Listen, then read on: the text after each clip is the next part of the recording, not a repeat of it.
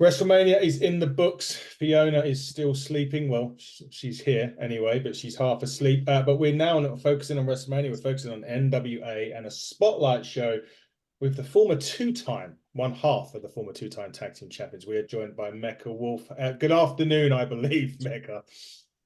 Good up. Yeah, it is like 2:00 here, so it is the afternoon. Good to see you guys. Good to see you, Fiona. Even if it's and you, as always. Over here. It's VPN over here because she bought a VPN to watch Power, so she's now. I caved in finally, so I can watch the show. It's only taken me 2 months. It means a lot. It means a lot that you're still supporting. I know it's been hard for a lot of the fans, especially the international ones. I hear it all the time from people here in Mexico. So hopefully something could be done soon, sooner and later, hopefully this year too. But thank you for supporting, man. Honestly, I feel like the people that are not able to see what we have been doing in the last few episodes are really missing out as far as like the production and stuff like that. But yeah, hopefully we'll see where it goes. Definitely. Fingers So crossed. yeah, fingers crossed, definitely. Well, yeah, I mean, Fee's been watching Power for the last few weeks anyway, Fee, and we've already talked about, we spoke to Carl last week about it, about how small changes every now and again have made a big difference to NWA. The production's been a big thing. How have you seen the last few years? I mean, obviously you won the tag team championships twice, you've lost it, but the growth of the NWA in the last few years, how have you seen it there, literally being there with it? This is goes. He might be popping in and out. That's okay. As far as the growth, I think if you look back 2 years ago, or even a year ago, or even 6 months ago, and you look at the product right now, you can see a huge difference. When I came into the NWA, it was, I believe, 2021. It was completely different. The whole roster was different. In a way, the mentality of everybody backstage was a lot different, and the way they saw things. And now it's evolved into what you see right now on your screens. It makes me really happy to be part of that because I was able to witness that change from watching NWA Power on YouTube from what it was to what it is right now. And then joining the company almost 3 years ago, and then seeing what it was then and what it is now, and how it's evolved so much from like even 3 years ago, and how much it's going to keep evolving. So to me, it's a big honor, and makes me really happy that I'm able to witness this. And I'm not on every episode. I'm not on at every taping because I have my stuff here in Mexico as well with AAA, and I have a contract with AAA, so I have to like be there, and I can't meet sometimes at the NWA shows, which is a shame. But being able to be part of that growth, even if it's a little small grain of salt, it makes me really happy, and it's a big honor. And I think it's just going to keep growing, and it's just better for everybody all around, the fans, the wrestlers, and everybody else. And at the end of the day, I think no matter what anybody says, this is going to keep going as long as Billy wants, and Billy's a very stubborn dude.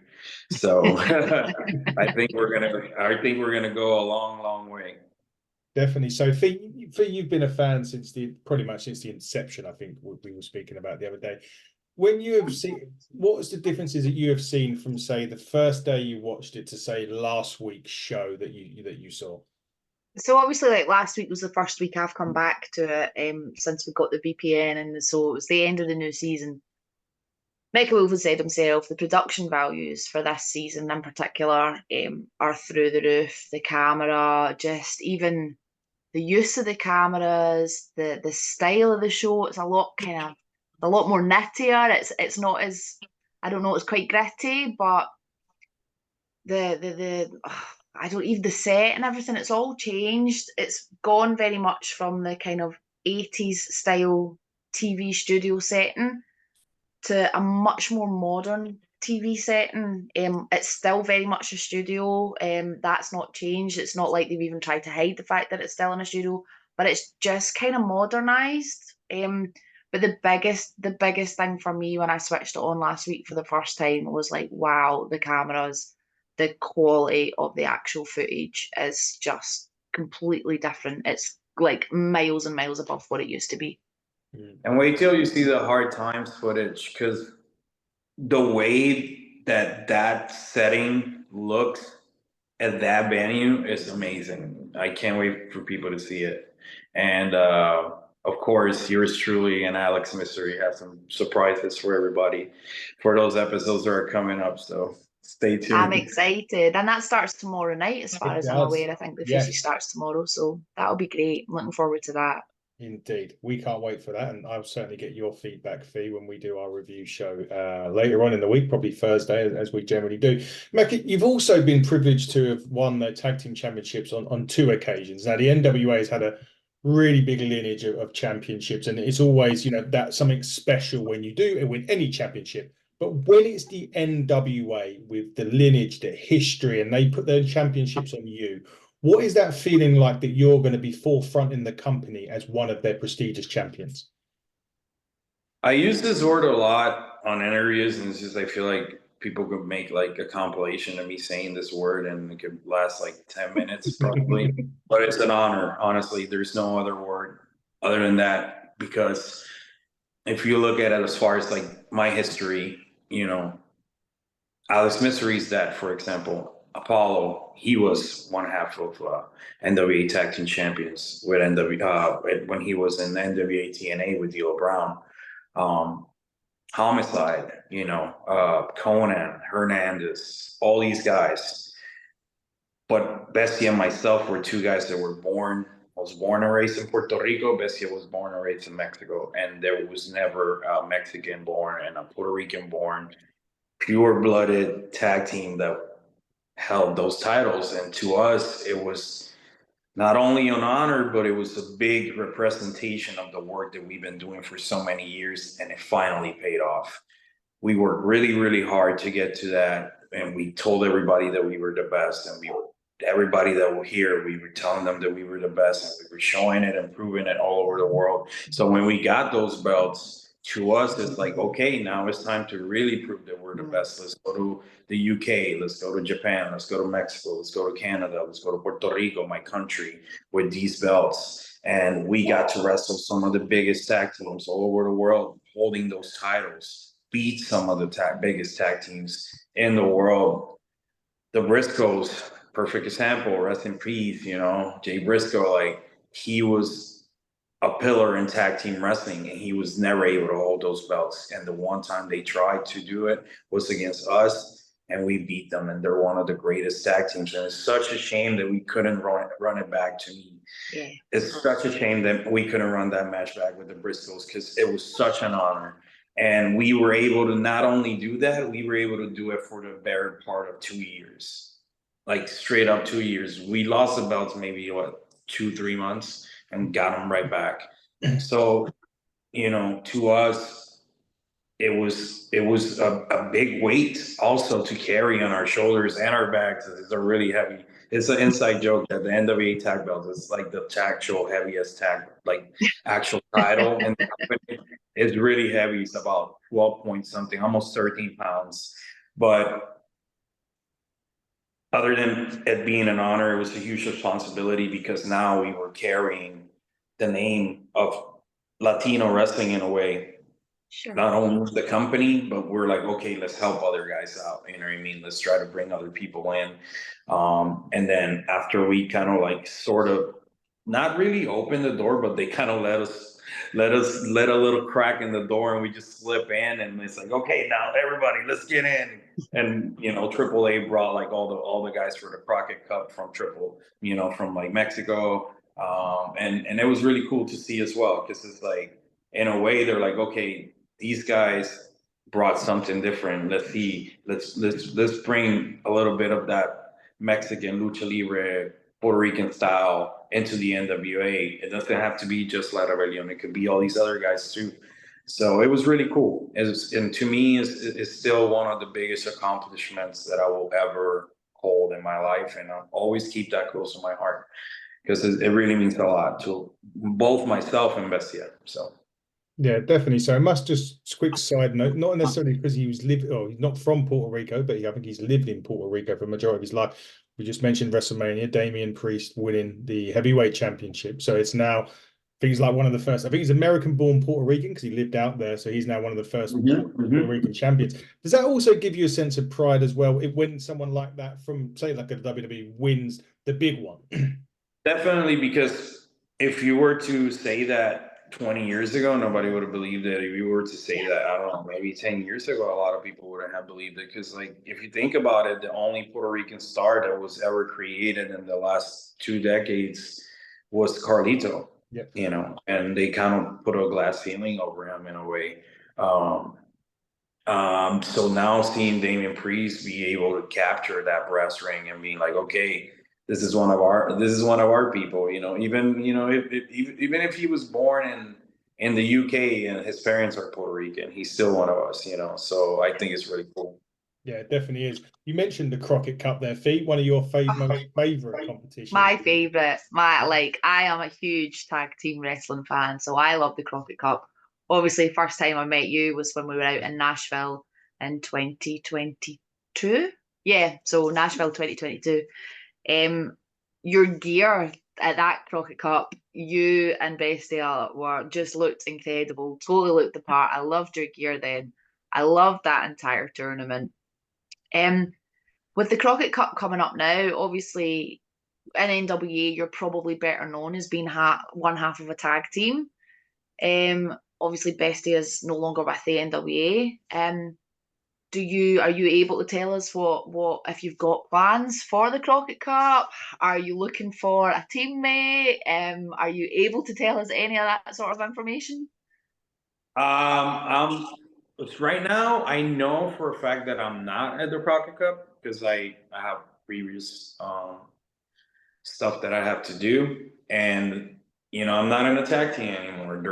They've been trying to push me into the singles division now that Bessie is no longer in the company, and I think that's the way to move forward. It's a shame that this will be the third year that I would have been part of the Crockett Cup, but in my opinion, if I'm not there with Bestia, I don't think I should be there at all. You know, and I think that chapter for now is, I wouldn't say closed, but you know, it's come to a conclusion, I feel like, for the moment. And if we pick that up down the line, maybe we will, but right now we won't because of a lot of things. And we started a thing here in Mexico with AAA and one of the rival companies to crash, and Bestie and myself are going to be for the first time on opposite sides in like Oh wow, that'll be years. fun. Okay.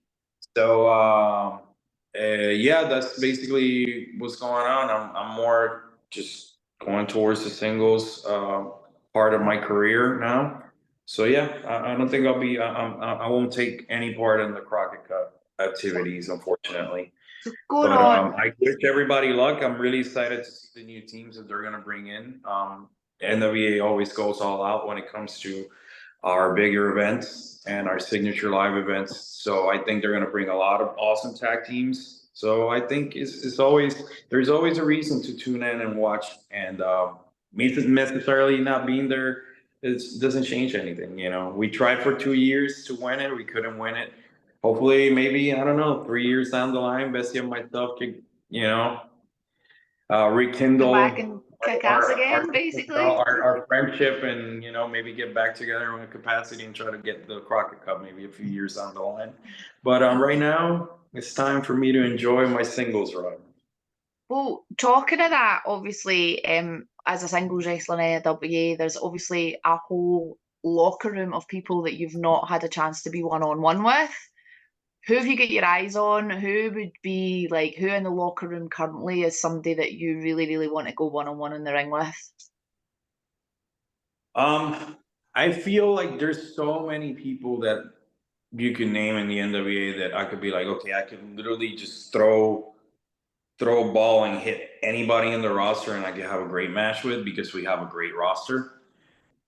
As far as guys that I want to work, and I think it's kind of crazy, I think me and Silas Mason will have an amazing match. You know what I mean? Because he's such a big dude Yeah. and old school. And I'm not the biggest guy, but I'm not the smallest guy either. And I've thrown around big guys just like him in the NWA, no problem. So I think we will have a big one of those barn burners, like old school Puerto Rican bloodbaths. And I think he will be the right guy to do that with. But I wouldn't, man, I wouldn't lie to you if I wouldn't want to like a little piece of EC3 as well. You know, I feel like EC3 brings us best when he's challenged, Mm-hmm. and he hasn't had that many challenges recently. Um, as far as like being tested at his core, not the hardcore stuff or any of that stuff. Anybody could do that, but being tested at his core and like a long match, being dragged into deep waters, where that's where I shine. You know what I mean? That's where I shine because I don't got one gas tank. I got like a backup gas tank, you know? So like those are the types of matches that I'm interested in, you know, like wrestling the bigger guys, the guys that are somebody, that bend somebody, the guys that say they're somebody, and the guys representing the company. Hello, Ghost. And I think those guys, and definitely, I want a piece of Trevor Murdoch as well.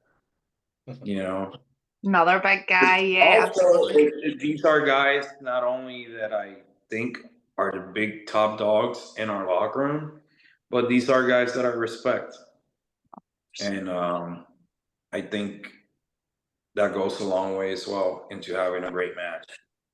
So yeah. Yeah, I'd be down for any of them, so bring it on. Put Latimer in that mix as well. Oh man, so funny story. The first time I met Tom Latimer, or one of the first times we met, we wrestled. This is 10 years ago in Florida at like FIP, and I used to do these repeated elbow drops, and he didn't know I did them. So I just kept dropping elbows on him, and he was trying to just like, receive the impact of the elbow. And he sits up as I'm coming down with the elbow. And I have these really sharp elbows, and I just like open them up right here on his shin. And I also have a scar here. So like now we're like scar twins. And yeah, that was like one of the first times I met Latimer, and I have nothing but love and respect for that guy. I've known him for years, and it's been amazing to see the journey of him being who he was to who he is right now. It's a really beautiful thing, and throw him in the mix as well, man. I would love to go back and run it back with him. He might give you a receipt for that chin incident. I wouldn't expect any less. It would be. I think that'd be a great. Yeah, Latimer, throw Latimer in. Maybe Knox as well. If you want Murdoch, you're gonna have to get Knox as well, right? Oh, now you're trying to get me killed.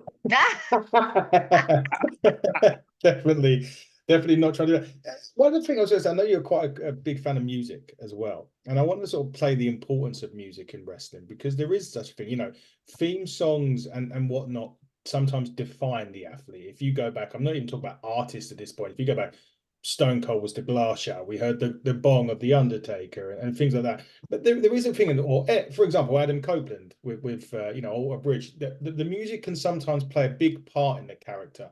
Would you like to sort of maybe twist your music up a little bit to be a bit more about your character? As far as my NWA theme, yeah. So that's the tricky part. So in NWA we have Sherry, who's a beautiful, awesome person. She not only handles one job, but she handles many, many jobs. She wears many, many hats in the company, and without her, a lot of stuff wouldn't go as smooth as it goes backstage. But Sherry also is the person that's behind the theme musics, and one of the things they told me was because I wanted originally for my band Monster Wolf to be my theme song, and one of the songs I had picked, it's a pretty fast song, and Sherry goes like, Billy doesn't want that death metal stuff. We're just gonna keep the song that you like. And I was like, well, Tom comes out to this crazy grindcore stuff that's like way crazier than my stuff. But in a way, the music stuck, and it kind of like it grew on me.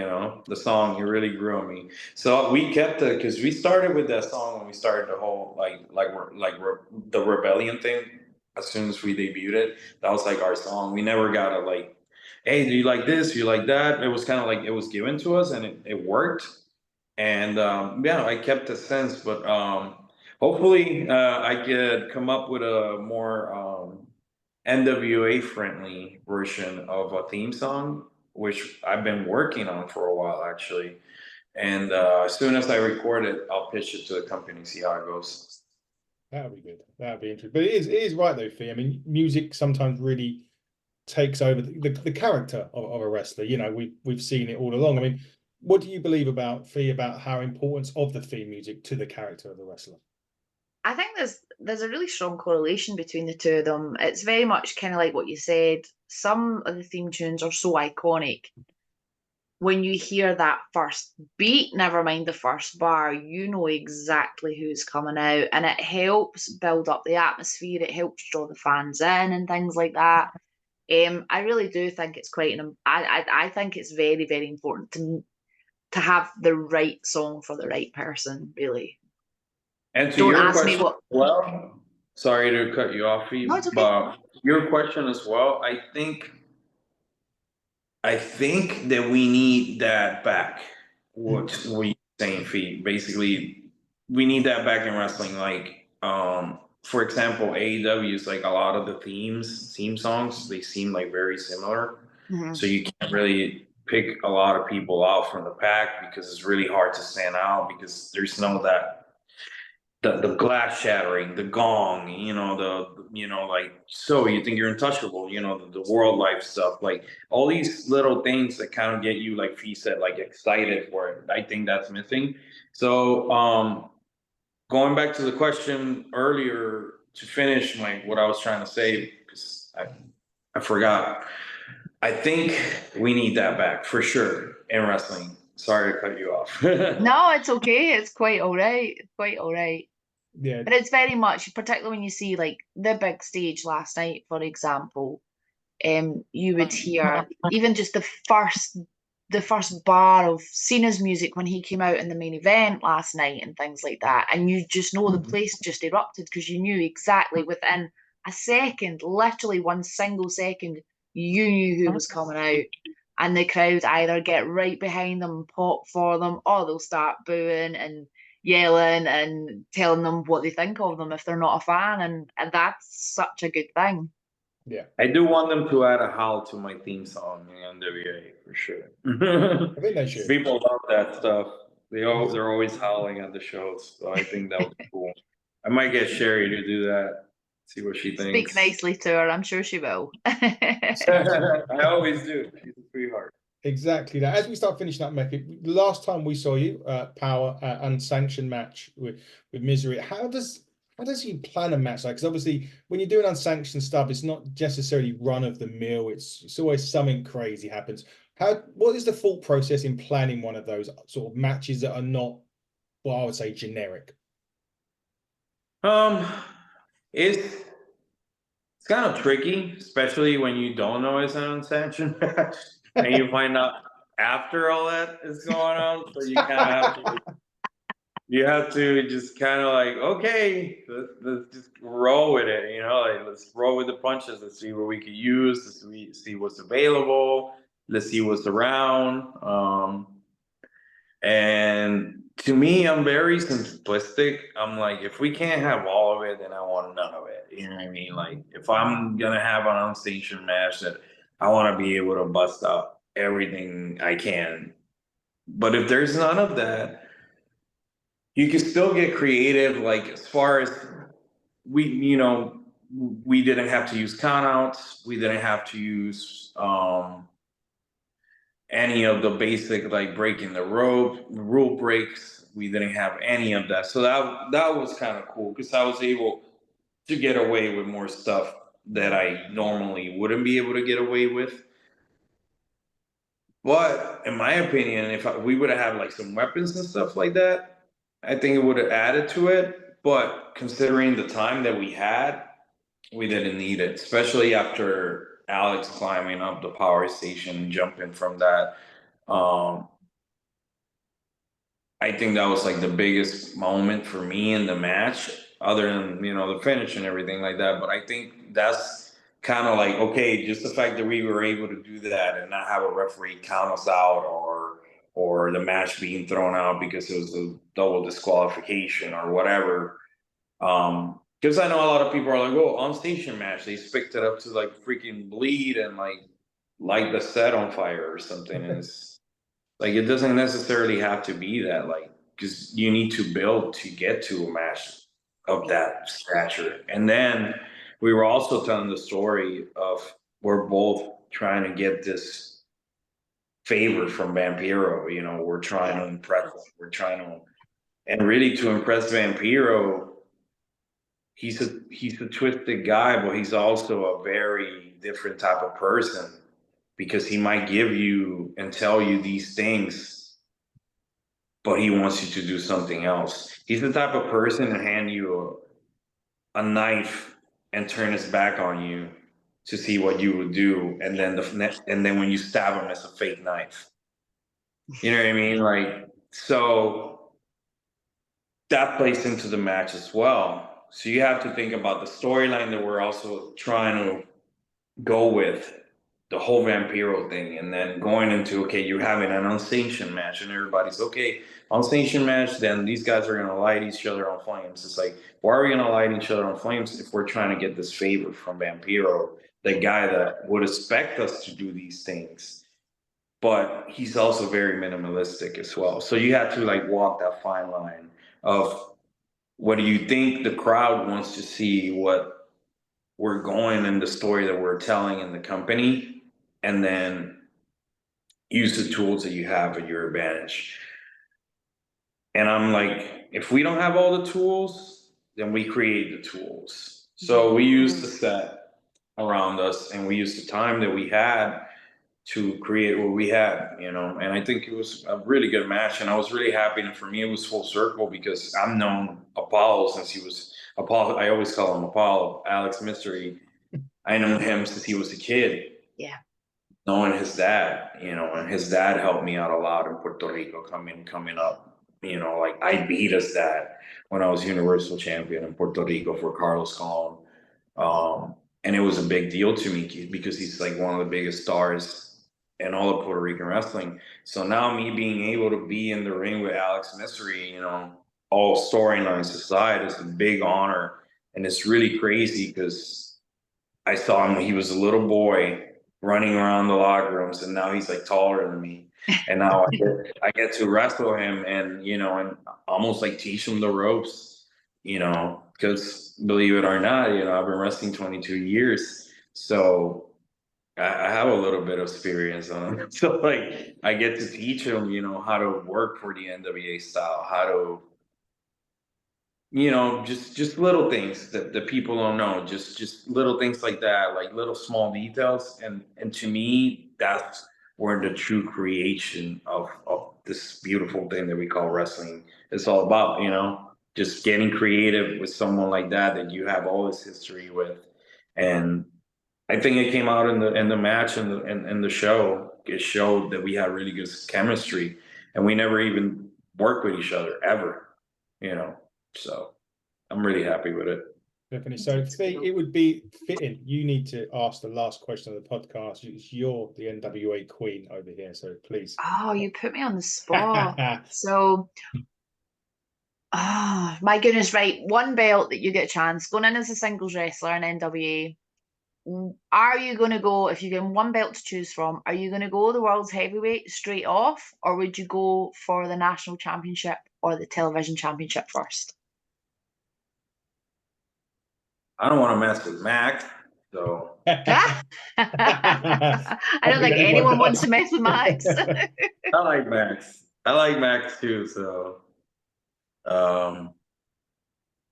I think I will go like national title first. I think that would be the right way to do it. You know, start at the bear. Not, it wouldn't technically be the bottom because I've already been an NWA World Tag Team Champion twice. But I think the national wrestling title will be the way to start that journey to getting to 10 pounds of gold. Certainly would. And what a way to end it on that. So Nash, and that championship is vacated at the minute, right? Fee, you'll know this. Yeah. Yeah, currently it is. There's going to be a tournament at Hard Times for it. So there we go. We'll find out at Hard Times who wins. Obviously, this week on NWA. match. Yeah. This week of the NWA is the start of Hard Times. Colby Carino and Joe Alonzo for the Junior Heavyweight Championship. Also, the Fantastics, Spectaculars, sorry, not the Fantastics, they're an old team from the 80s. The Spectaculars, Spencer will take on Magic Jake Dumas in the other match that I've seen announced for this week. Mecha, it's been awesome talking to you. Thank you so much for taking some of your time from your afternoon to come and talk to us. We are very much appreciative of that. Fee, thank you as ever. I would say enjoy Glasgow or Scotland, but it's probably raining and windy and everything. I don't know. It's dark. The curtains are shut. It's bedtime. Yeah, that's it. So we're going to go and get some sleep. So thank you, Fee, as ever. I'll see you this week. We've also got Spencer from the Spectaculars. I better get that right for this week, as well as our NWA review. Until then, thank you again, Mecha Wolf, for your time, and we'll see you all later on this week. Until then, everybody, take care and good night.